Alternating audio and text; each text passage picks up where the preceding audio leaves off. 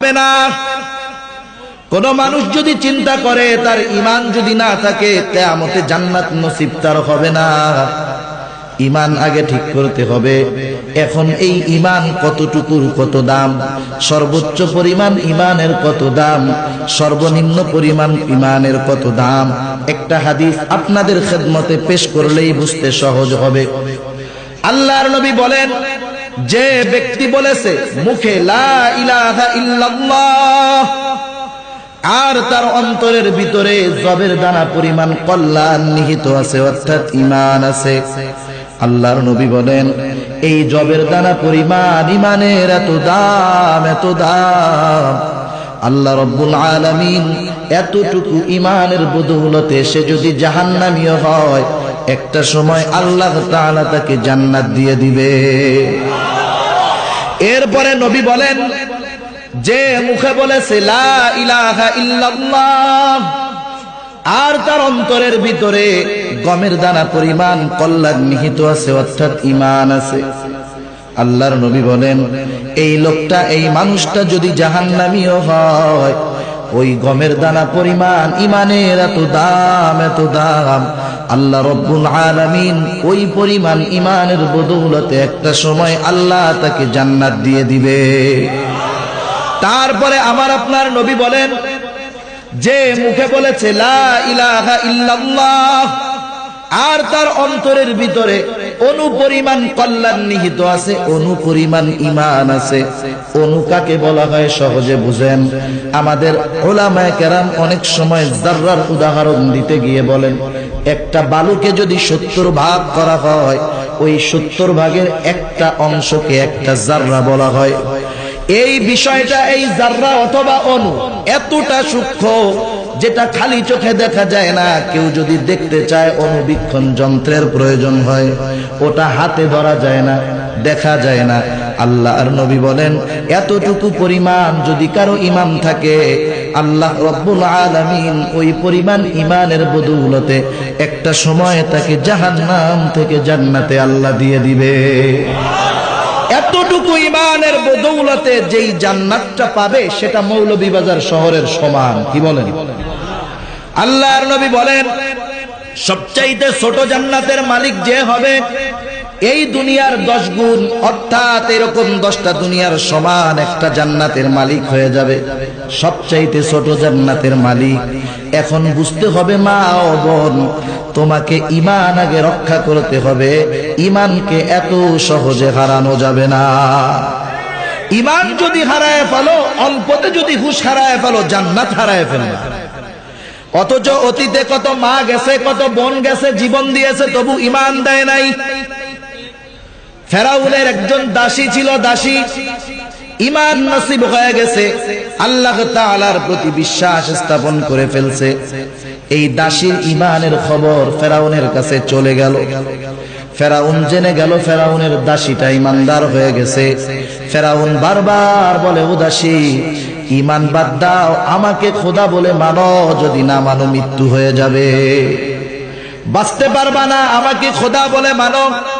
ঈমানের কত পাওয়ার, একটা বোন কত পাওয়ার ঈমানের। ঈমান সে হরণ করে নাই, ঈমানটা সে ছেড়ে দেয় নাই। বলে ঈমান ছাড়বি না, দেখ তোর কি করি। এইবার ফেরাউনের নির্দেশে ফেরাউনের সামনে বড় পাতিলার ভিতরে তেল গরম করা হলো। একটা মানুষ দুনিয়াতে সবচাইতে তার দুর্বল স্থান হলো তার সন্তান, ঠিক কিনা বলেন? কারণ একটা মানুষ তার সন্তানের জন্য জীবন দিতে তৈয়ার। পিতার চাইতে সন্তানকে বেশি ভালোবাসে মা। একটা মা সন্তানকে এত পরিমাণ ভালোবাসে, কোন সন্তান যদি 50 বছরও কোনো মাকে কষ্ট দেয়, কোনো মাকে যদি যত্ন না করে, খেদমত না করে, 50 বছর পর ওই মা যদি বেঁচে থাকে, সন্তানটা যদি সামনে এসে শুধু মা বলে পাটা জড়ায় ধরে, সাথে সাথে 50 বছরের রাগ মার দূর হয়ে যায়। এত মোহাব্বত করে সন্তানকে। ফেরাউন এইবার ওই মহিলার 2টা বাচ্চা ছিল, একটার বয়স 6 বা 7 বছর, আর একটা হলো দুধের শিশু, সামনে নিয়ে আসতে বলে, ও মহিলা ঈমান ছাড়। বলে না, ঈমান ছাড়বো না। এইবার উত্তপ্ত তেলের মাঝে ওই 7-8 বছরের বাচ্চাটাকে নিক্ষেপ করে দিল। সাথে সাথে এই বাচ্চাটা নিশ্চিহ্ন হয়ে গেল, কাবাব হয়ে গেল, হাড্ডিগুলো আলাদা হয়ে গেল। এমন অবস্থা, এইবার মহিলাকে বলে, ও মহিলা, এখনো সময় আছে, ফেরাউনকে খোদা বলে মান। মহিলা বলে, না, মানবো না। আবার কোলের বাচ্চাটাকে নিয়ে সাথে সাথে আগুনের ওই তেলের ভিতরে নিক্ষেপ করে দিল। এইবার মহিলা বলতেছে, না, তবুও ঈমান ছাড়বো না। মহিলাকে এবার ফেরাউন বলে, এখনো সুযোগ আছে, আগে নিজের জীবনটা বাঁচাও। ইতিমধ্যে মহিলার সামনে একটা দৃশ্য ভেসে উঠেছে। ওই পুড়ে হাড্ডি হয়ে যাওয়া সন্তানগুলাকে দেখতে পায়, তারা জান্নাতের ভিতরে উঠতেছে। ওই বাচ্চা দুটা মাকে লক্ষ্য করে বলে, ও মা, তুমিও আমাদের মতো এখানে চলে আসো, তোমার সাথে আমাদের আসলেই আমাদের মিলন হয়ে যাবে। মা সাথে সাথে তেলের ভিতরে লাফ দিয়া পড়ে গেছে। মরার আগে একটা দাবি ফেরাউনের কাছে বলে, ও ফেরাউন, তোমার কাছে মরার আগে একটা দাবি হলো, আমাদের এই মা মেয়ে এদের হাড্ডিগুলাকে একত্রে তুমি কবর দিবা। ফেরাউন বলে, হ্যাঁ, তোর কথাটা রাখা হবে। পয়গম্বরে আরবি এই যে কবর দেওয়া হলো, যখন মেরাজের রজনীতে মসজিদুল হারাম থেকে মসজিদে আকসার দিকে যাইতেছেন, মিশরের দিক হতে একটা সুঘ্রাণ আসতেছিল। এই মুহূর্তে জিব্রাইল আমিনকে জিজ্ঞাসা করে, ও জিব্রাইল, এত সুন্দর সুঘ্রাণ কখন কোথার থেকে আসতেছে? ফেরাউন বলে, ও পয়গম্বর, এ হলো ওই মা এবং তার 2 কন্যা, যাদেরকে ফেরাউন ঈমানের কারণে তেলের ভিতরে নিক্ষেপ করে হত্যা করেছিল। তাদেরকে যেখানে দাফন করা হয়েছে, আর তাদের ঈমানের সম্মান আল্লাহ এত দিছে, যার কারণে তাদের কবর থেকেই সুঘ্রাণ বের হইতেছে। তাহলে তো এমন মাও গেছে দুনিয়া থেকে যারা জীবন দিয়েছে তো ঈমান দেয় নাই, ঠিক কিনা বলে? আর এখন তো ঈমান কথায় কথায় দিয়া দেয়। এখন মানুষের ঈমান হরণ করা সহজ, মহিলাদেরটা আরো বেশি।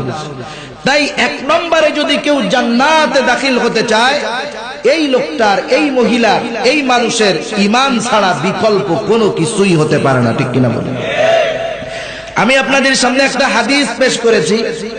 আল্লাহ রাব্বুল আলামিন তার পবিত্র কালাম কোরআনুল কারীম থেকে একটা আয়াতের অংশ তিলাওয়াত করেছি। আল্লাহ রাব্বুল আলামিন সতী সাধ্বী সফল নারীর কয়েকটা গুণ আল্লাহ এখানে বর্ণনা করেছেন।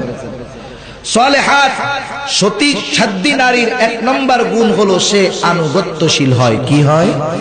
আনুগত্যশীল হয়। 2 নম্বর, সে স্বামীর অনুপস্থিতিতে আল্লাহ রাব্বুল আলামিনের হেফাজতে সে তার সতীত্ব, স্বামীর সম্পদ, এমনকি যেগুলা দেখা যায় না, অন্যান্য সব কিছুর যথাযথ হেফাজত করে।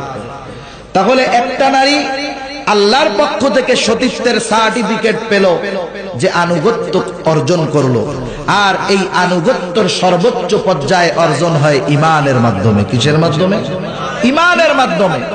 এরপরে যখন তার বিবাহ হবে, স্বামীর অনুপস্থিতিতে সে স্বামীর যেই সম্পদ, তার যেই ইজ্জত আবরু এবং অন্যান্য যা কিছু আছে সব কিছু হেফাজত করবে।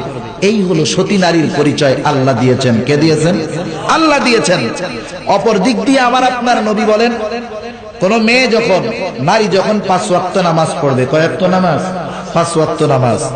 রমজান মাসের রোজা, স্বামীর খেদমত, অর্থাৎ স্বামীর কথা অনুযায়ী চলবে, স্বামীর আনুগত্য করবে, এবং এই মেয়েটা নিজের ইজ্জতকে হেফাজত করবে। আল্লাহর নবী বলেন, সে জান্নাতের যে দরজা খুশি সেই দরজা দিয়া জান্নাতে প্রবেশ করবে। সুবহানাল্লাহ। এখন এই বিষয়গুলা বলতে যত সহজ, আমল করার হিম্মতের প্রয়োজন, ঠিক কিনা ভাই? বলতে সহজ, কিন্তু আমলটা এত সহজ নয়। কারণ একটা মানুষের জীবনে স্টেপ থাকে কয়েকটা। একটা সময় সে থাকে নাবালেগ, এক সময় সে হয় কিশোর অথবা কিশোরী, একটা সময় হয় যুবক অথবা যুবতী, একটা সময় পৌরত্বে পদার্পণ করে, আর একটা সময় বৃদ্ধ হয়, আর একটা সময় লাশ হয়ে কবরে চলে যায়। প্রতিটা সময় এক একটা নারীর কিছু দায়িত্ব আছে। সে যখন শৈশবে থাকবে তখন তার সবকিছুর হেফাজতের দায়িত্ব তার অভিভাবকের। যখন কিশোরী থাকবে তখন তার রক্ষণাবেক্ষণ, হেফাজতের দায়িত্ব এটাও অভিভাবকের। কারণ এখন তো যৌবন হওয়ার বয়স সরকার নির্ধারণ করে, আল্লাহ যেটা বলছে সেটা নাই, ঠিক কিনা বলেন? সরকার নির্ধারণ করে দিছে যৌবন নাকি 18 বছরের আগে যুবক যুবতী হয় না, কিন্তু কোরআন সুন্নাহর আলোকে একটা মেয়ে 12 বছর বয়সে যৌবনে পদার্পণ করতে পারে। আর সায়েন্স তো বলে আরো আজীব কথা, আমাদের এলাকায় বা আপনাদের এলাকায় এখন আছে কিনা জানি না, এখন তো সবাই চাষের ধান খায়, আমাদের এলাকায় ইরি ধান বলে, ইরি ধান। আর আগে জমিনে ধান লাগায় আসতো, অটোমেটিক হইতো, আমাদের এলাকায় বলে দীঘা ধান, লাল লাল চাউল। ইরি এটা হলো হাইব্রিড জাত।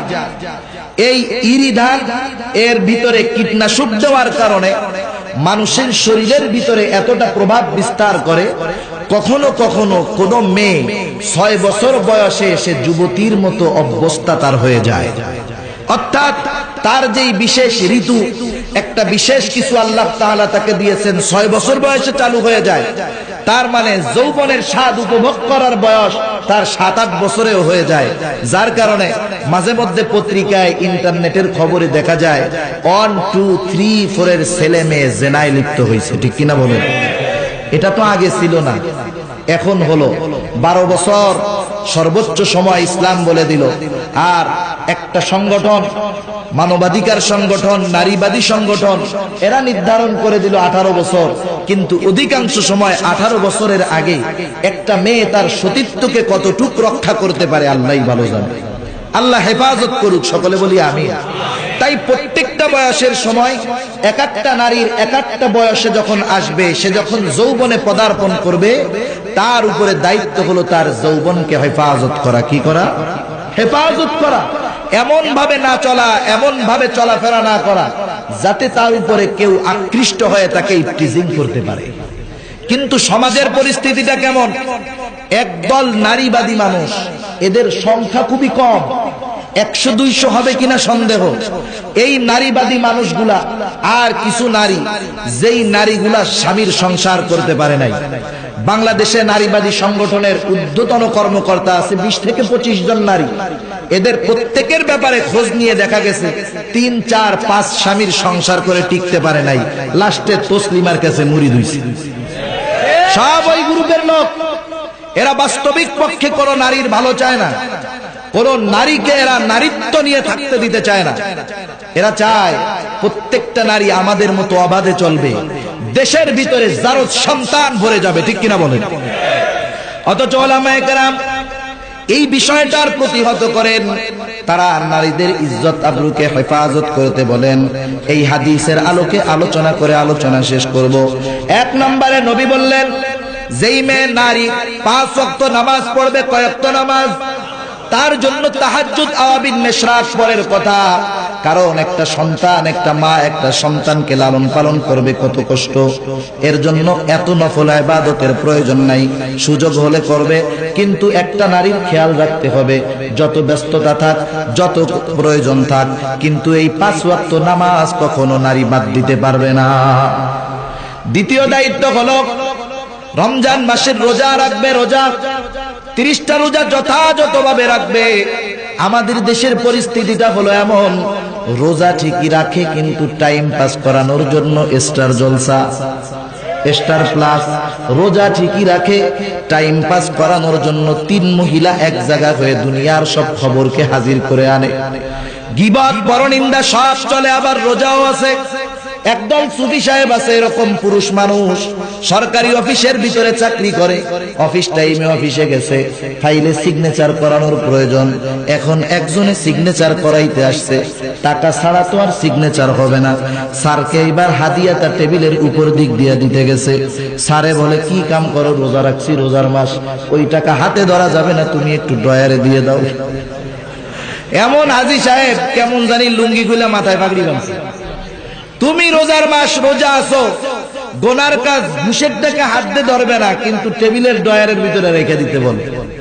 এরকম অনেক মা আছে, রোজার মাস রোজা রাখছে, কিন্তু এই সময়টাকে অতিবাহিত করতেছে গোনার ভিতরে, গীবতের ভিতরে, পরনিন্দার ভিতরে। রমজান মাস, এই রোজার অর্থই হলো আল ইমসাকু আনিশ শাই, কিছু বিষয় থেকে বিরত থাকা। এক কথায় আল্লাহ রাব্বুল আলামিন যেই বিষয়গুলো নিষেধ করেছেন এটা সহ যত গুনাহ আছে সব গুনার থেকে বিরত থাকা, ঠিক কিনা বলেন? তাহলে আমার আপনার রোজা কি হলো মা?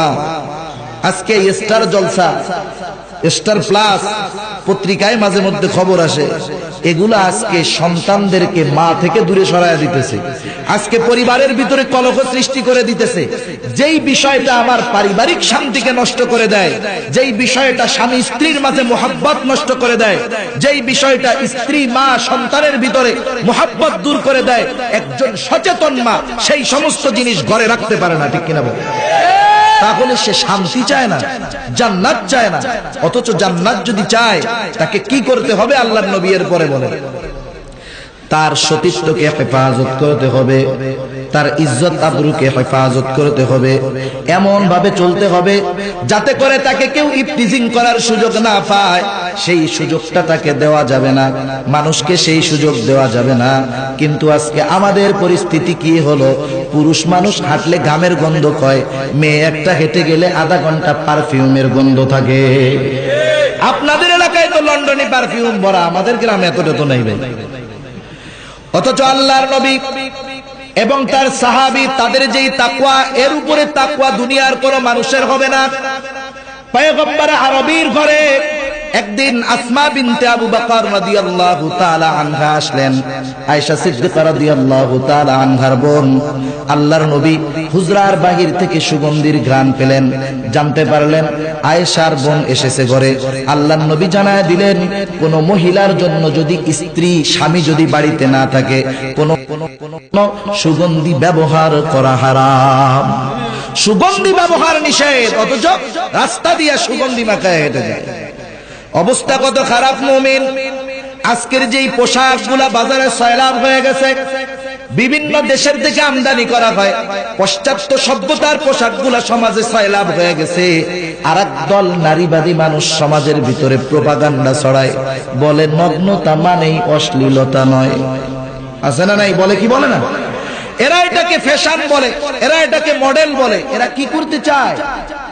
এরা আবার এই স্লোগানও দেয়, কোন নারী যদি হিজাব পরে বুঝতে হবে এর ভিতরে উগ্রবাদিতার সমস্যা আছে। কোন ছেলে যদি টাকনুর উপরে প্যান্ট পরে বুঝতে হবে এই ছেলেটার ভিতরে উগ্রবাদিতার সমস্যা আছে। এরা কি বলতে চায়?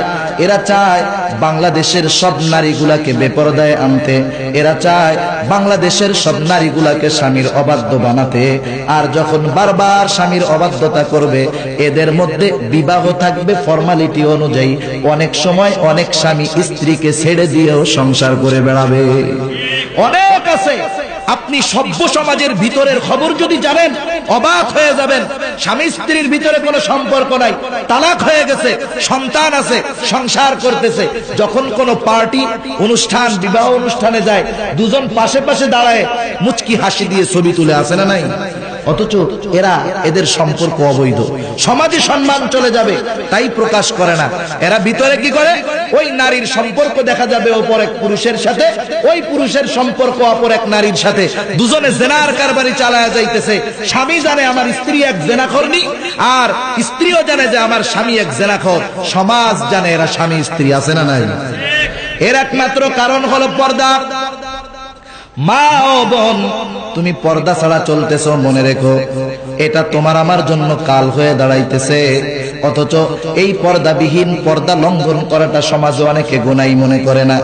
অনেকে তো এমনটা মনে করে যে আমার ছোট ভাই, এর সামনে যাওয়া অসুবিধা কি? দেবর স্বামীর ভাই, এ তো আমার ভাইয়ের মতো, এর সামনে যাওয়ার অপরাধটা কি? অথচ আল্লাহর নবীকে যখন দেওর সম্পর্কে জিজ্ঞাসা করা হলো, আল্লাহর নবী বললেন আল হামু কাল মাউত, দেওর হলো মৃত্যুর মতো, সুতরাং দেওর থেকে তোমরা সাবধান থাকবা। আবার পরিস্থিতি এরকম, দেওর ছাড়া কতজনের সাথে সম্পর্ক আছে, ঠিক কিনা বলেন? অথচ নারী, এর গলার কণ্ঠস্বরটাও সতর হওয়ার কথা ছিল। একটা নারীকে যখন বাহির থেকে অপরিচিত একজন মোবাইল করবে, এই নারীর যদি অপরিচিত হয়, এই নারীর কণ্ঠ হবে কক্কশ ভাষায়, ঠিক কিনা? অথচ দেখা যায় বাহির থেকে যদি ফোন আসে, একটু আগে স্বামী ফোন দিছে অফিস থেকে, কি রান্না করছো, সাথে সাথে জবাব যা আছে তাই রান্না করছি, এসে মনে চলে খাও, মেলে যাও, হোটেল থেকে খেয়ে নিও। বলে কি বলে না? অথচ স্বামীর সাথে তার ব্যবহারটা কেমন হওয়ার দরকার ছিল? রং নম্বর থেকে ফোন আসছে, হ্যালো আসসালামু আলাইকুম। সালামের স্টাইল আছে না নাই বলেন? যখন একটা নারী তার নিকটাত্মীয়দের সাথে কথা বলে ফোনের সাউন্ডটা একরকম, যখন তার অপরিচিত কারোর সাথে কথা বলে আর এক রকম। এটা ছেলেদের ক্ষেত্রে টেস্ট করা লাগবে, মেয়েদের ক্ষেত্রে লাগবে না। আপনি একটা ছেলেরে ফোন দিবেন, ওই ছেলেটা যখন ফোন ধরবে, কিরে দোস্ত কেমন আছো, যখন ওর মেয়ে বন্ধু ফোন দিবে, হ্যাঁ কেমন আছো, সুরটা সাথে সাথে নরম হয়ে যাবে। বাসায় ফিরতেছে না রাত 10টা, মা ফোন দিতেছে, যুবকটা ফোন ধরেই বলে এত ফোন দাও কেন, বোঝো না যে আসমু আমি কি মরে গেছি নাকি? অথচ এই মুহূর্তে যদি একটা মেয়ে ফোন দেয়, মেজাজ যতই গরম থাকুক ভাষাটা নরম হয়ে যায়। এটা কে করায়? শয়তান। কে করায়? শয়তান। সুতরাং এই জন্য বুঝতে হবে যে নারী যখন কথা বলবে কোন অপরিচিত পুরুষের সাথে, এর ভাষা হবে কর্কশ। আমি একবার শাইখুল হাদিস আল্লামা আজিজুল হক রহমাতুল্লাহি আলাইহি, তার বড় মেয়ে, তার একটা মাদ্রাসা আছে, সেখানে গেলাম। দরজায় যখন টুকা দিলাম, সালাম দিলাম, ভিতর থেকে কর্কশ ভাষায় সালামের উত্তর আসলো। আমি যাকে চাইতেছিলাম উনি একজন মুরব্বী মহিলা। যখন বললাম যে খালা কি বাসায় আছেন, ভেতর থেকে এমন কড়া ভাষায় জবাব দিল, না বাসায় নাই, পরে আসেন। প্রথম আমার ব্যবহারটা কষ্ট লাগলো, এরপরে আমার পরক্ষণে যখন স্মরণ হলো, চিন্তা করলাম এরা তো শাইখুল হাদিসের আওলাদ, এদের তো সেই হাদিসটা জানা আছে। বাহিরের মানুষ যত বড় পীর সাহেব আর সুফি সাহেব হোক না কেন, এই ব্যক্তির চরিত্র নিয়ে কোনো গ্যারান্টি নাই। অহরহ অনেক ঘটনা এরকম আছে, অনেক আবেগকে শয়তান ফাঁদে ফেলায় দিচ্ছে। মা, এই শয়তানের ফাঁদে পড়ে তুমি তোমার ঈমানকে হারায়ও না, ইজ্জতকে হারায়ও না, হেফাজত করো। ঠিক কিনা বলেন? বনি ইসরাইলের এক আবেদ ব্যক্তি ছিলেন, আবেদ ব্যক্তি। শয়তান তাকে কখনো ধোঁকা দিতে পারে নাই। শয়তান ধোঁকা না দিতে পেরে ফোন দিয়ে আটলো। আল্লাহর নবী বলেন, শয়তানের সর্বোত্তম সবচেয়ে কঠিন ফাঁদ হলো নারী। নারী দিয়া শয়তান বহু জাতিকে ধ্বংস করায় দিয়েছে। ঠিক কিনা বলেন? আজকে মুসলিম উম্মার এই পরিস্থিতিটা কেন হলো? সমগ্র দুনিয়ায় মুসলমান নির্যাতিত কেন? আপনি সব কিছু গবেষণা করে দেখেন, প্রত্যেকটা বিশ্লেষণের সর্বশেষ প্রান্তে ফলাফল পাবেন ওই যে ইহুদি আর খ্রিস্টানদের নারীগুলা আরব শেখদের ঘরে ঘরে ঢুকে গেছে, সব ওই জায়গায় ভরা। আমার কিছু চিন্তা ভাবনা মাথায় আসে না। বর্তমান সময়ের মোহাম্মদ বিন সালমান, তিনি বর্তমান যেই শাসক আছে সৌদি আরবের, তার সন্তান, ভবিষ্যৎ সুলতান। উনি ইতিমধ্যে একটা ঘোষণা দিচ্ছেন, হয়তো জানেন, মেগা প্রকল্প 25,000 বর্গ কিলোমিটার নিয়ে একটা এলাকা তিনি বানাবেন, সেফ জোন, লোহিত সাগরের তীরে। ওর কি জানা নাই যে এই লোহিত সাগরের তীরে আল্লাহ রব্বুল আলামিন লোহিত সাগরের ভিতরে ফেরাউনকে আল্লাহ চুবাইয়া মারছেন। অথচ এই সাগরের তীরে সে সেফ জোন বানাবে, যেখানে ওপেনে জেনা চলবে, ব্যভিচার চলবে, উলঙ্গ হয়ে মানুষ ঘুরবে, কেউ কোনো কিছু বলার অধিকার রাখবে না। সে কেন করতে চায়? আমি সর্বশেষ আমার বিশ্লেষণে এটা পাইলাম যে আরব শেখদের ঘরে ঘরে ইহুদিদের পতিতা দেওয়া আছে, আর এরা এই জেনা ব্যভিচার করার জন্য দাস প্রথাকে জায়েজ বানায় দিছে। কিছু মুফতি তাদের হাতে আছে, এগুলাকে হাতে নিয়ে এই মাসলা জায়েজ বানাইয়া ঘরের ভিতরে ওই মেয়েগুলাকে রাখছে। আমার একটু সন্দেহ লাগে, আমার একটু চিন্তা হয়, আল্লাহ জানি হেফাজত করে, জানি না হয় এই মুহাম্মদ বিন সালমান এ মনে হয় কোন ইহুদি নারীর পেটের সন্তান। কারণ একটা মুমিন সৌদি আরবের মতো জায়গায় এখানে জেনা চলবে ওপেনে, এটা কোন মুমিন ঈমান থাকতে সহ্য করতে পারে না। ঠিক কিনা বলেন? এগুলা ইহুদির দালাল, আল্লাহ হেদায়েত দিক, না থাকলে ধ্বংস করে দিক, বলেন আমিন। এইগুলাকে সব ধ্বংস করেছে, মুসলমানদের ঐতিহ্যকে নষ্ট করেছে নারী আর মদ। সুলতান মাহমুদ গজনবী থেকে শুরু করে এর আগে যত বড় শাসকরা গেছেন, আমাদের সুপরিচিত একজন শাসক সালাউদ্দিন আইয়ুবী রহমাতুল্লাহি আলাইহি, তিনি একদিন খ্রিস্টান পরাশক্তির যেই গোয়েন্দা ছিল তাকে গ্রেফতার করলেন। মুসলমানদের বিরুদ্ধে ওই সময় ক্রুসেডের যুদ্ধ হয়েছে, পাশ্চাত্য শক্তি একত্র হয়ে মুসলমানদের বিরুদ্ধে হামলা করেছে, কুলায় পারে নাই। এইবার যখন দলে দলে মুসলমান মুরতাদ হয়ে যেতে থাকলো, মুনাফিকি বেঈমানি করতে থাকলো, ওই গোয়েন্দাকে সালাউদ্দিন আইয়ুবী জিজ্ঞাসা করে, তোমরা মুসলমানদের ভিতরে কি অস্ত্র প্রয়োগ করো যার কারণে এরা নিজেদের ঈমানকেও খুইয়ে দেয়, ব্যাপারটা কি? ওই গোয়েন্দা বলে, ও সালাউদ্দিন, আপনি শুনে রাখেন, আপনি যদিও বড় পাক্কা মুমিন, কিন্তু আপনার ভিতরে কিছু বেঈমান আছে। বেঈমান, এদের ঈমান আমরা টাকা দিয়া কিনি নাই, এদের ঈমান আমরা অস্ত্রের মুখে কিনে নেই নাই, শুধুমাত্র এদের ভিতরে দুইটা জিনিস ছেড়ে দিয়েছি। দুইটা জিনিস, একটা হলো নারী আর একটা হলো মদ। আর এই দুইটা পচা জিনিস পাইয়া ওরা সবচাইতে দামি ঈমান আমাদের কাছে বিক্রি করে দিয়েছে। তাহলে শয়তানের সবচাইতে বড় ফাঁদ হলো নারী। ওই আল্লাহর গোলামকে যখন কোনোভাবে ধোঁকা দিতে পারতেছে না, এইবার চিন্তা করছে নারীর ফাঁদ ফালাতে হবে। বনি ইসরাইলের কয়েকজন যুবক ছিল জিহাদে যাবে, এইবার তাদের একটা মাত্র বোন কার কাছে রেখে যাবে? শয়তান একটু পরামর্শদাতা সেজে এসে বলে, শোনো, তোমার বোনকে যদি একা বাড়িতে রেখে যাও তুমি, তাহলে তোমার বোনের হেফাজত নাই, তাকে কে কখন নিয়ে যাবে কি করবে ঠিক নাই। জঙ্গলার ভিতরে একজন বড় আবেদ আছে, আল্লাহওয়ালা আছে, তার কাছে গিয়ে রেখে আসো। ওই তিন ভাই তার কাছে নিয়ে গেল। বারবার রিকোয়েস্ট করার পরে প্রথমে ওই আবেদ বলে, না, কোন নারীকে আমার কাছে রাখতে পারবো না। সর্বশেষ তাদের পিড়াপিড়িতে বলতেছে, যাও, ওই যে দূরে ঘরটা দেখা যায় ওটার ভিতরে রেখে আসো। এইবার দৈনিক ওই আবেদ নিজে গিয়া খানা দিয়া দূর থেকে ডাক দেয়, খানা রেখে আসছি। কয়েকদিন পরে চিন্তা করে, একজন মেয়ে মানুষ, সে তো আমার মেয়ের মতোই, আমি তো মুরব্বী মানুষ, অসুবিধা কোথায়, তার খোঁজ খবরটা একটু নেই, খানাটা একটু কাছে গিয়ে দিয়েছি। এইবার খানা দিয়া দরজার পাশে দাঁড়ায়, ডাক দিয়া বলে, মা, তোমার খানাটা নাও। এভাবে কয়েকদিন চললো। এইবার চিন্তা করে, আমি তো বৃদ্ধ মানুষ ও যুবতী, তাতে কি হয়েছে, একটু খোঁজ খবর নেই, দাঁড়ায় খোঁজ গল্প করি।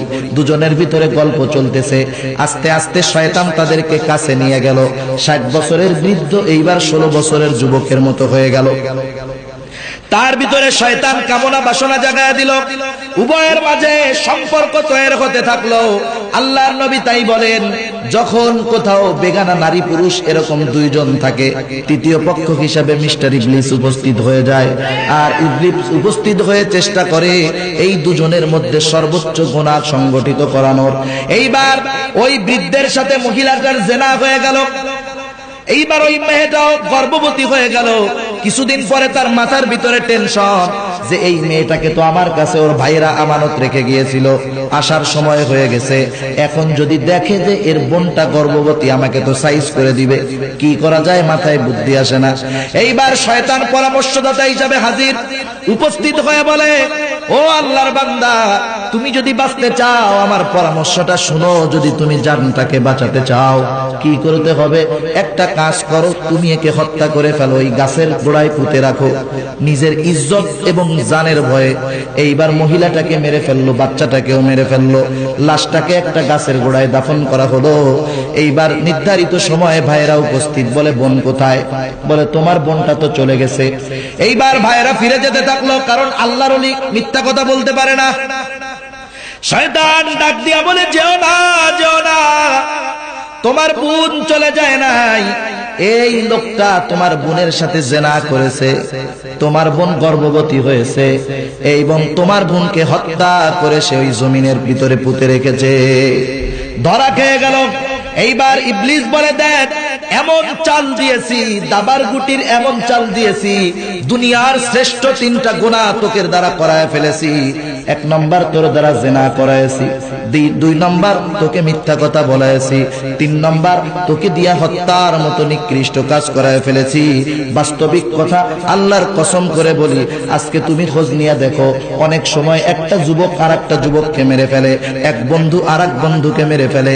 এইগুলার ভিতরে বাস্তবিক পক্ষে মূল কারণ হলো নারী। নাটোরের ঘটনা বলি, 2 বছর 3 বছর হয়েছে, একই ক্লাসে পড়ে 2 জন বন্ধু, কত মোহাব্বত। এই 2 বন্ধুই একটা মেয়েকে পছন্দ করে। সেই এলাকার পাশে প্রোগ্রাম ছিল, একজন মানুষ যার সন্তানটাকে মারা হয়েছে সে উপস্থিত ছিল। এমন অবস্থা, 2 বন্ধু এইবার একটা মেয়েকেই পছন্দ করে। 2 বন্ধুর ভিতরে দ্বন্দ্ব হয়ে গেল। একটা নারী, তার জন্য 2 বন্ধুর ভিতরে বন্ধুত্ব নষ্ট হয়ে গেল। যেই বন্ধুটা একটু শৃঙ্খল, আর এক বন্ধুকে দাওয়াত দিয়ে রাতের বেলা একটা জায়গায় নিয়ে গেল, পিটায়া হত্যা করেছে। পিটায়া রিমান্ডে ধরা পড়ার পরে সত্য কথাগুলা বলেছে।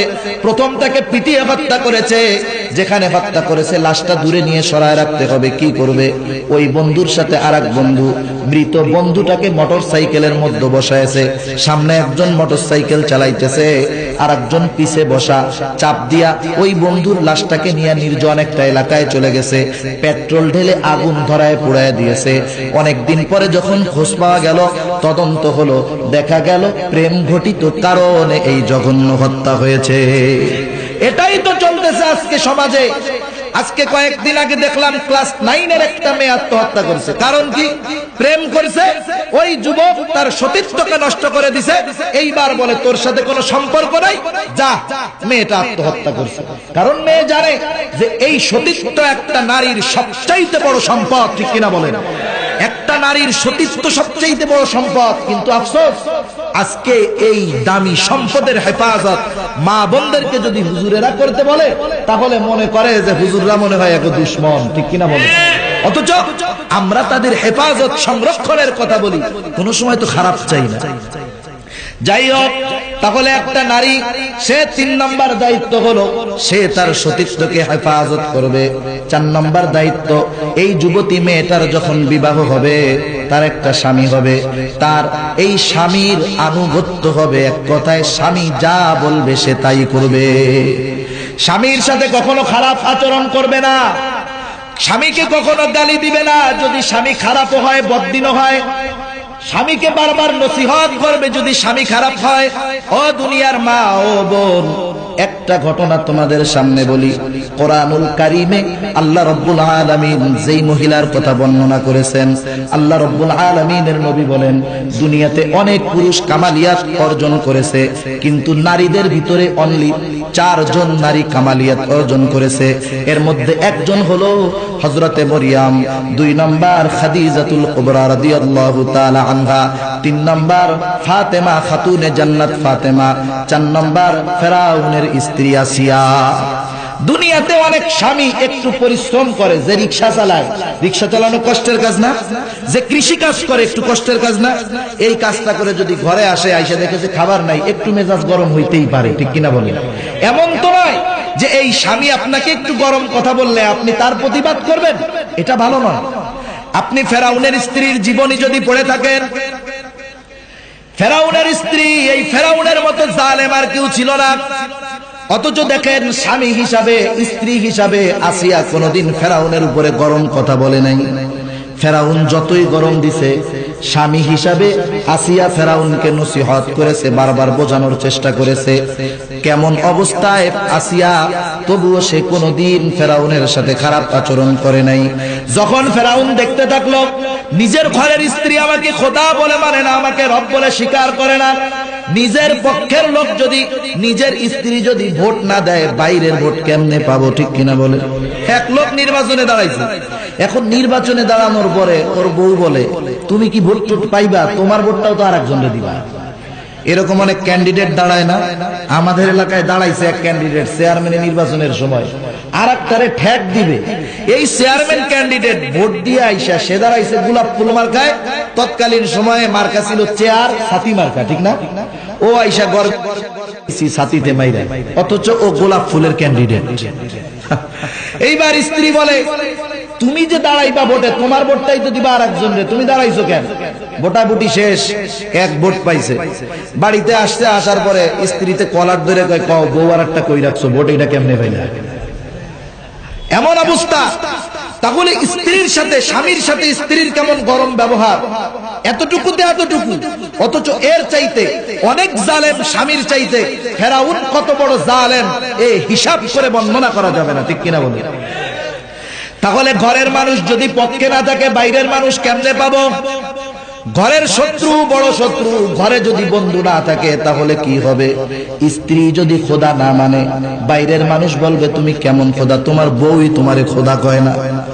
এইবার ফেরাউন বারবার আসিয়াকে বুঝায়, ও আসিয়া, তুমি আমাকে খোদা বলে স্বীকার করো। ঈমান দীপ্তা মহিলা আসিয়া বলে, না, তোমাকে খোদা বলে মানতে পারবো না, তুমি আমার স্বামী, তোমার সাথে বেয়াদবিও করব না। যখন বারবার কারা কষ্টের ভিতরে আবদ্ধ করা হলো, বারবার অত্যাচার করা হলো আসিয়াকে, আসিয়া এখনো বলে না, তোমাকে আমি খোদা বলতে পারবো না। একটা পর্যায়ে চাবুক মারতে মারতে যখন প্রায় মরার মতো অবস্থা, তখনও কাছে গিয়া বলে, আসিয়া, এখনো যদি তোমার সুযোগ আছে, তুমি বলো আমাকে খোদা বলে মানো, আমি তোমাকে হত্যা করব না। তাফসীরের ভিতরে কয়েক প্রকার বর্ণনা আসছে। একটা বর্ণনা আসছে আসিয়াকে হত্যা করার জন্য 4 হাত পায়ের ভিতরে মাটির উপরে পেরাক পোতা হলো, 4 হাত পা চারদিকে দিয়ে পেরাক পোতা হলো, ঘোষণা হলো উপর থেকে বড় একটা পাথর ফেলায় হত্যা করা হবে। আসিয়া তখনও ঈমান খারাপ হয় নাই, ফেরাউনকে খোদা বলে মানে নাই, স্বামীকেও অভিশাপ দেয় নাই। কথাটা বুঝবেন আমি কেন বলতেছি ঘটনাটা, কারণ আজকের সময় অনেক নারী আছে, স্বামী একটু যদি ত্রুটি হয় স্বামীর সাথে খারাপ ব্যবহার করে, ঠিক কিনা বলেন? স্বামী যদি সম্পদের দিক থেকে স্ত্রীর চাইতে একটু গরিব হয়, সম্পদের খোটা দেয়, বেশি কথা বলে, অপমান করে, স্বামীকে বদদুয়া দেয়। আল্লাহর নবী তো সেই কথাই বলেছেন। আমি যখন মেরাজের রজনীতে জান্নাত জাহান্নাম পরিদর্শন করলাম, জাহান্নামের ভিতরে দেখতে পেলাম অধিকাংশ হলো নারী। কারণটা কি ইয়া রাসূলুল্লাহ? এক বর্ণনায় 2 কারণ, আর এক বর্ণনায় 1 কারণ। আল্লাহর নবী বলেন, একটা কারণ হলো এই নারীরা বেশি বেশি অভিশাপ দেয়। একটু অপরাধ করেছে সন্তান, সাথে সাথে বলে, তোর জানি মরা মুখ দেখি, বলে কি বলে না? আমি জানি তোর মরা মুখ দেখি না দেখি, আমি মরলে তুই আমার চেহারাটাও দেখতে আসবি না। এরকম বিভিন্ন প্রকারের লাআনত বর্ষণ করে। আর যেই হাদিসটা আল্লাহ রাব্বুল আলামিনের নবী একবার বলেছেন, এটাও হলো যা, ওই 2 বার যেটা বলেছেন এর একটা অংশ হলো তা, এই মহিলাগুলা স্বামীর বেশি বেশি নাশকরি করে। একটা স্বামী সারাটা জীবন সবকিছু করছে, একদিন অপারগতা বশত কিছু দিতে পারে নাই, বলে তোমার ঘরে সংসার করে আমার জীবনটাই মাটি হয়ে গেছে, বলে কি বলে না? এই কারণে জাহান্নামী। অথচ দেখুন আপনার স্বামী যে আছে, ও মা ও বোন, আপনার স্বামী এত ফেরাউনের চাইতে বেশি মনে হয় জালেম না, জুলুম করে নাই, যদি করে থাকে ভিন্ন কথা। অথচ দেখুন ওই মৃত্যুর পূর্ব মুহূর্তে আসিয়া আপনাদের জন্য কি শিক্ষা রেখে গেছে, যে তাও সে তার জালেম স্বামীকে আল্লাহর পক্ষ থেকে অভিশাপ দেওয়ার কথা বলে নাই। বলে নাই আল্লাহ তুমি ফেরাউনকে ধ্বংস করে দাও, ফেরাউনকে তুমি হত্যা করে দাও, বরং মরণের পূর্ব মুহূর্তে, জান যাওয়ার পূর্ব মুহূর্তে ও আল্লাহর কাছে যেই কথাগুলা বলেছে আল্লাহ রাব্বুল আলামিন পবিত্র কোরআনুল কারীমের ভিতরে সেই কথাগুলা আমাদেরকে জানায়া দিবেন, এত সম্মান দিয়ে দিবেন। ফেরাউনের স্ত্রী আসিয়ার ঘটনাটা কোরআনে পড়লেই আমাদের সওয়াব হয়। এই মহিলা তখন বলতেছে, রব্বি বিনিলি ইনদাকা বাইতান ফিল জান্নাহ, ও আমার রব, আমার স্বামী জুলুম করে অসুবিধা নাই, আমি মরণের জন্য তৈয়ার, তবু আমি ঈমান ছাড়বো না। মরণের পূর্ব মুহূর্তে আল্লাহ আপনার কাছে আমার চাওয়া হলো, আপনি আপনার নিকটে জান্নাতের ভিতরে আমার জন্য একটা ঘর বানায়া দেন। আল্লাহ রাব্বুল আলামিনের কাছে ফরিয়াদ করতেছে, এত কঠিন মুহূর্তে, এত বিপদের মুহূর্তে, তবু এ কথা বলে নাই আমার স্বামী ফেরাউনকে ধ্বংস করে দেন। এরপরে তিনি বললেন, রব্বি নাজ্জিনি, আমাকে আল্লাহ আপনি নাজাত দেন, আপনি এই ফেরাউন এবং এর জালেম সম্প্রদায়ের হাত থেকে আমাকে আপনি নিষ্কৃতি দেন। এ কথা বলে নাই আপনি এই জালেম ফেরাউন এবং তার দলকে ধ্বংস করে দেন। স্বামী হিসাবে কতটুকু শ্রদ্ধা করার প্রয়োজন তোমার জীবনে 9 বছরের ওয়াজ, 90 বছরের ওয়াজ 9 মিনিটে বোঝা যায়, যদি মানার খেয়াল থাকে, ঠিক কিনা বলেন?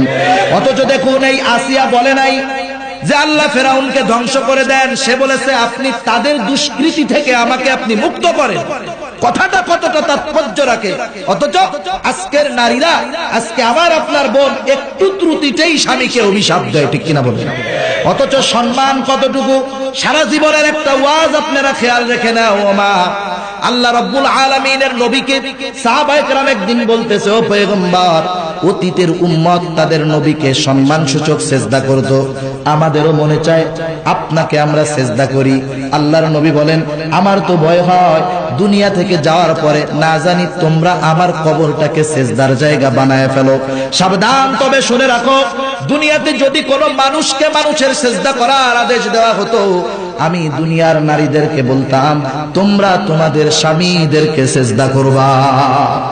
এই কথা যদি কোন নারী বুঝে তাহলে কোনদিন এই নারী স্বামীর সাথে বেয়াদবি অশালীন আচরণ করতে পারে না, ঠিক কিনা বলে? অথচ দেখুন, স্বামী তার স্ত্রীকে ভালোবাসে, বিবাহর পরে যেই ভালোবাসাটা হয় এটা চেহারার কারণে হয় না, চরিত্রের কারণে হয়। বিবাহের আগে যুবক চামড়া দেখে খুশি হতে পারে, লাল চামড়া দেখে ফাল দিয়া পড়তে পারে, কিন্তু বিবাহের পরে এই লাল চামড়ার ক্ষতি যখন বুঝে তখন বলে না রে, ওই কালামাইয়াটাই ভালো আছে, এর চরিত্রটাই ভালো ছিল। দেখেন, চিন্তা করেন, খাদিজাতুল কুবরা রাদিয়াল্লাহু তাআলা আনহা কামালিয়াত অর্জন করে নেওয়ালি একজন মহিলা, আল্লাহর নবীর চাইতে 15 বছর বয়সে বড় ছিলেন, কিন্তু কি পরিমাণ মহব্বত আল্লাহর নবী করতেন। যখন আয়েশা সিদ্দিকা রাদিয়াল্লাহু তাআলা আনহার সাথে বিবাহ হলো, বারবার তিনি খাদিজাতুল কুবরার কথা বলতেন, খাদিজার বান্ধবীর বাড়িতে তিনি হাদিয়া পাঠাইতেন। আয়েশা সিদ্দিকা রাদিয়াল্লাহু তাআলা আনহা কিশোরী একজন মেয়ে, যুবতী একজন মেয়ে, খাদিজার কথা বারবার বলার কারণে একদিন তিনি বলে বসলেন, ইয়া রাসূলুল্লাহ, আপনি ওই 65 বছরের বৃদ্ধা মহিলা খাদিজার ভিতরে কি এমন ছিল যা আমি আয়েশার ভিতরে নাই? রূপে গুণে জ্ঞানে কোন দিকটা দিয়ে আমার কমতি আছে আপনি একটু বলেন। আল্লাহর নবীর চেহারা মোবারক লাল হয়ে গেল। আল্লাহর নবী বলে, ও আয়েশা, তুমি প্রথম শুনে রাখো, আজকেও যদি খাদিজা জীবিত থাকতো আমি স্ত্রী হিসাবে দ্বিতীয় কোনো মেয়েকে আমি গ্রহণ করতাম না। শুনে রাখো, তুমি তো আমার সুখের দিনের স্ত্রী, তুমি আমার কষ্ট দেখো নাই, আমি কত কষ্ট করেছি। আমি যখন মক্কা জীবনে আমার কেউ ছিল না, আমার সম্পদ ছিল না, আমার কোনো দেখার মতো কোনো টাকা পয়সা ছিল না, আমার বয়স তখন 25, কিন্তু এই মহিলা 40 বছরের এই বিদুষী মহিলা, সে একজন ধনাঢ্য মহিলা ছিল, সে আমাকে গ্রহণ করে সে আমাকে সম্পদওয়ালা বানায় দিছে। শুধু তাই নয়, আমি যখন তাকে আদেশ করেছি, খাদিজা এই সম্পদগুলা সব তোমার দান করে দিতে হবে, কোনো কথা বলে নাই। আমার সন্তুষ্টির কারণে সম্পদগুলা দিয়া গরিবের হাল হতে থেকেছে। শুধু তাই নয়, শুনে রাখো, আমি যখন মক্কা জীবনে তাওহীদের আহ্বান মানুষকে করতাম, রিসালাতের দিকে যখন মানুষকে আহ্বান করতাম, আখিরাতের কথা যখন মানুষের কাছে বলতাম, কাছের মানুষগুলা আমার দুশমন হয়ে গেল। যেই আবু জেহেল, উতবা, সাইবা আমাকে আল আমিন বলেছিল, এরা আমার দুশমন হয়ে গেল। আমি যখন গভীর রাতে দিনই কাজ করে রাতের বেলায় যখন আমি বাড়িতে ফিরতাম, এমন একটা দিনও হয় নাই দরজায় এসে 2টা টোকা দেওয়া লাগে নাই। দরজায় এসে আসতে বলে খাদিজা ডাক দেওয়ার সাথে সাথে দরজাটা খুলে দিয়েছে। আমি বলতাম, ও খাদিজা, তুমি কি ঘুমাও নাই? খাদিজা তখন বলতো, ইয়া রাসূলুল্লাহ, আপনি দিনের কাজে বাহিরে আছেন, আমি খাদিজায় চিন্তিত আছি। আমি খাদিজা, আপনি বাহিরে, আমার থেকে দূরে, আমি খাদিজার চোখে কেমন করে ঘুম আসতে পারে? আর আজকের নারীরা কইছে স্বামী বাড়ির থেকে গেলে ঘুমাইতে বড় আরাম, ঠিক কিনা বলে? এক মহিলা, তার স্বামী বলছে যে আমি ঢাকা যাইতেছি, রাত 12:30টার গাড়ি, 2-3 দিন পরে ফিরবো। ঘটনাক্রমে গাড়ি মিস। এইবার বসে টসে থাইকা 3টার সময় যায় দরজায় টোকা দিছে, এই উঠো উঠো উঠো উঠো। ঘুম ভাঙছে, মেজাজ গরম, দেখ তোমার জ্বালায় আর হয় না। বললো না ঢাকা যাইবা, যাও নাই কেন? বলে কি বলে না, যাও নাই কেন? তার মানে বোঝা গেল আপনি আমি বাড়ি ফেরায় সে নারাজ হয়ে গেছে। অথচ শুকর আদায় করার দরকার ছিল যে না, আমার স্বামীকে বাইরে যাইতে হয় নাই, আমার কাছে ফিরে আসছে। কি আদর্শ আমাদেরকে নবী শিখাইছেন, নবী পত্নীগণ শিক্ষা দিয়েছেন। আর আজকে আমাদের মা বোনদের আদর্শ কোথায় চলে গেল? তাই অনুরোধ থাকবে আপনাদের কাছে, আপনারা এই 4টে বিষয়ের উপরে আমল করেন। 1 নম্বর, 5 ওয়াক্ত নামাজ যথাযথভাবে পড়েন। 2 নম্বর, রমজান মাস আসলে রোজার মতো রোজা রাখেন, খালি না খাইয়া থাকার দরকার নাই, গুনাহগুলো ছাড়েন। নামাজ পড়বেন, শুধু ঘরের ভিতরের থেকে গুনার সামানগুলো বের করে দেন। আপনার ইজ্জত আবরুকে হেফাজত করেন। বাহিরে বের হলে পর্দা সহকারে বের হন। আপনি পর্দা করবেন, দুনিয়া এবং আখিরাত উভয় জাহানে আল্লাহ সম্মান বাড়ায় দিবে, ঠিক কিনা বলেন? কারণ যেই মহিলা পর্দা করে চলে, এই মহিলাকে সকলে সম্মান করে, ঠিক কিনা? আর বাস্তবতা তো এমন, যেই জিনিসটার দাম বেশি সেই জিনিসটা হেফাজতে রাখতে হয় বেশি। স্বর্ণ, এই জিনিসগুলা কেউ কি এই মৌলভীবাজার চৌরাস্তার উপরে রেখে দিবে নাকি? যে ধরেন এই যে আমার স্বর্ণ আছে সবাই দেখেন, ওর তো জানি যাইব না। তাহলে বুঝতে হবে আপনাকে, আপনি একটা দামি জিনিস, কারণ আপনি মা, আপনার থেকেই তো কুতুবউদ্দিন বখতিয়ার কাকি আসছে, আপনার থেকেই তো সুলতান সালাউদ্দিন আইয়ুবীর জন্ম হয়েছে, আপনার থেকেই তো রশিদুর রহমান ফারুক হয়েছে, আপনার থেকেই তো তাফাজ্জুল হক হবিগঞ্জি হয়েছে, ঠিক কিনা বলেন? আজকে যদি সব ঠিক হয়, আপনি ওই রকম জগৎ বিখ্যাত আল্লাহওয়ালাদের মা হতে পারবেন, দুনিয়া আখিরাত আপনার সফল হয়ে যাবে। আর যদি উল্টাপাল্টা করেন, আপনার গর্ভের থেকে আল্লাহ তাআলা চাইলে এরশাদ শিকদার, পিসি হান্নান, কালা জাহাঙ্গীরও বাইর করতে পারে, ঠিক কিনা বলেন? দুনিয়া আখিরাত উভয় জাহানের শান্তির 12টা বাজায় দিবে। তাই অনুরোধ আপনাদের কাছে, আপনারা নেপোলিয়ন ছিলেন না? নেপোলিয়ন ফরাসি বিপ্লবের বড় একজন নেতা, ফ্রান্সের মানুষ যাকে দেবতার মতো সম্মান করে, এইরকম একজন বড় বীর, সে বলতেছে, শোনো, আমাদের জন্য শিক্ষণীয় এটা, তোমরা আমাকে একটা আদর্শ মা দাও, আমি তোমাদেরকে একটা আদর্শ জাতি দিব। আজকে মা অনেক আছে, আফসোস সেই মা আর নাই, যেই মা আমাদের জন্য আদর্শ হতে পারবে, সেই সব মায়ের বড়ই অভাব, ঠিক কিনা বলেন? তাই আমরা সেই ধরনের মা চাই। আপনাদের কাছে অনুরোধ, আল্লাহ তাআলা দুনিয়াতে তো সম্মান দিবেন, আমার মার কি সম্মান কম? সম্মান কম? খালেদ সাইফুল্লাহ আইয়ুবী সাহেব, ওনার মা পর্দা করেন, সম্মান কি কম? এই যে ওলামায়ে কেরাম বয়ান করলেন, আরো করবেন, আরো চিনেন আল্লাহওয়ালা, এনাদের মাদের সম্মান কি কম? আরে মিয়া, এদের মা বাবার নাম মুখে নেওয়ার পরে রহমাতুল্লাহি আলাইহি যোগ করে, মরার পরেও দোয়া করে, আপনাদের জন্য দোয়া করবে, দুনিয়া আখিরাতের সফলতা লাভ করবেন, জান্নাতে যেতে পারবেন। আর যদি নিজের খেয়াল খুশি মতো চলেন, এই রাস্তা তাহলে জান্নাতে আপনাকে পৌঁছাবে না, ও রাস্তা আপনাকে জাহান্নামে পৌঁছায় দিবে। তাই যা কিছু আলোচনা হলো, আমাদের সকলের দায়িত্ব হলো আমাদের মা বোনদের কাছে কথাগুলো পৌঁছায় দেওয়া, এবং যেই মা বোনেরা আলোচনা শুনেছেন, আলোচনা অনুযায়ী আমলের চেষ্টা করা। আল্লাহ তাআলা তৌফিক দেন, আমিন। ওয়া আখিরু দাওয়ানা আলহামদুলিল্লাহি রাব্বিল আলামিন। আসসালামু আলাইকুম ওয়া রাহমাতুল্লাহি ওয়া বারাকাতুহু।